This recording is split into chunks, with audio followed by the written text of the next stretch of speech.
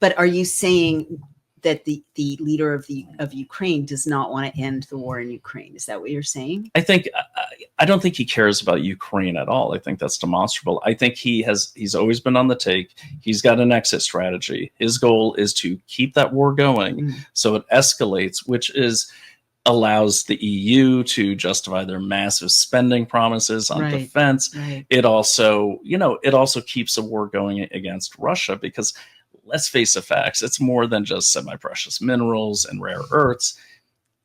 Their biggest customer, Russia's biggest customer for natural gas and oil, is the EU. Oh, wow. So why not take him out and take it so you don't have to keep buying it off him? Oh, my God. The only problem they have is China ain't going to let that happen. Because Russia and China are in like an abusive marriage. Russia doesn't want to be there, but they sure can't trust us anymore. So you're back in bed with China. Can't they theoretically trust us now that Trump's in charge? Yeah, but he's going to be gone. Right. Oh. That's the thing. Like like Xi Jinping is not going anywhere. Right. Okay. He made himself literally party chairman for life. Right. Back in 2023. Right. So he's not going anywhere. So you have some consistency.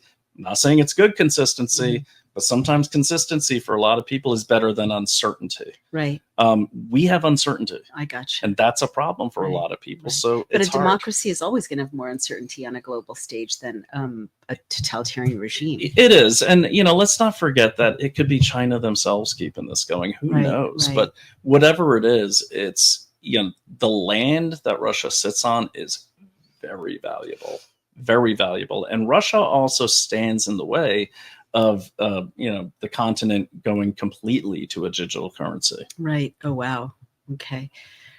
That's just my 2 cents. That's really good, baby. Although also very scary. I mean, what can we do? Well, we do everything we're doing, because when you think about war, right? War is they're going to get behind enemy lines. So there's people here trying to break people apart and keep them divided, trying to poison our young people so the next generation is wiped out before 2049. So there's no one to fight. So you keep doing what you're doing.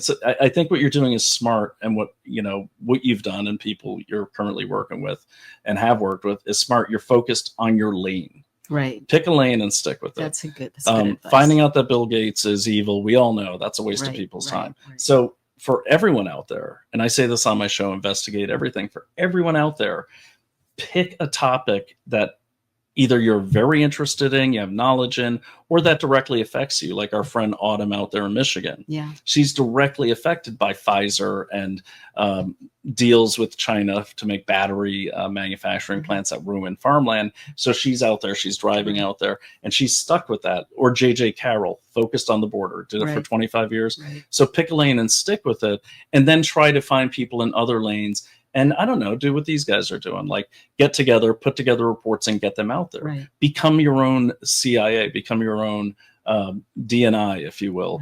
And if it's a well enough done report, Director of National Intelligence. But if it's a well done report, it should read like a president's daily brief, which he gets daily, where you're putting that out, on Substack, or publishing it, or sending open letters and saying, this is happening, this, with great sources, great experts, everything like that. Trust me, if people get organized that way, an organized force is really unstoppable. But for people who are listening to this and just don't have time for that, isn't just talking to your friends and neighbors very effective? Yeah, absolutely. That is so important, actually. And just sharing this stuff, not just on X, like sharing it on, printing it out. You could even do things if you want to feel a little spy-y, like print out a few copies of like their letter and leave it at truck stops, which I love to do, because then it's going to go all over the country. Right. Very good. Yeah. All right, baby. Well, that was invigorating. We've only got a few minutes left. So I don't get what's going on between Elon Musk and President Trump. Partly, I think, because I'm not a man and it seems like a giant, I'm not going to say it on air, but something match. So what's the deal? Why are they breaking up? Do they love each other? Are they heartbroken? I took a nap yesterday morning and I wake up and the whole world has changed. And the first thing I asked Naomi is like, how long was I asleep? Hey everyone, it's Naomi Wolf of Daily Clout.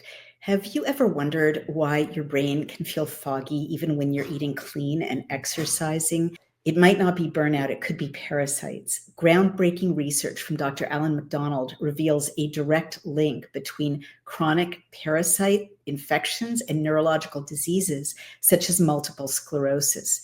Parasites can cause inflammation, nerve damage, and long-term cognitive decline. More reason to do a full body cleanse at least once a year. The wellness company has a solution for you, ivermectin and mebendazole, the gold standard parasite solution, now combined in one cleanse combo, designed to eliminate harmful invaders and support your immune system naturally. Medical grade, not some trendy herbal gimmick. Fill out a quick intake form and you'll get a 3-month supply shipped straight to your door. Maha is officially here, and the wellness company is making hard to get medications digitally accessible so you can live your best life. Head to dailyclout.health and use code dailyclout to save $60 off plus free shipping on all orders. Cleanse your body today. Get rid of parasites today. Thank you. Like, wait, Elon Musk are fighting. We got cats and dogs living together. Like, what is happening? That's hat tip Bill Murray. I don't know. It seems very performative to me. It does, doesn't it? It does. Some people say, oh, that's so they can release the Epstein files. I don't know about that because they could do that anyways. Right. So I don't know really what it's all about. But Elon Musk said that President Trump was in the Epstein files. Yeah, but it's like everyone, like, what is, so being in the Epstein files? He flew on the plane. I know. He's in the files because they did it. No, he didn't fly on the plane. He didn't? No. Okay, sorry. I take it back. So basically they have pictures of the same party. And as you know, being at a party with these people. We've been at a party. There's a list. Or I've been at a party. You normally don't know your host. If you do, like if Trump found out Epstein's there, as you all know, he said, no, that guy's a scumbag. I don't want him here. Right. So, people put these out of context pictures, but in that world, and Naomi's been in that world, and I was her +1.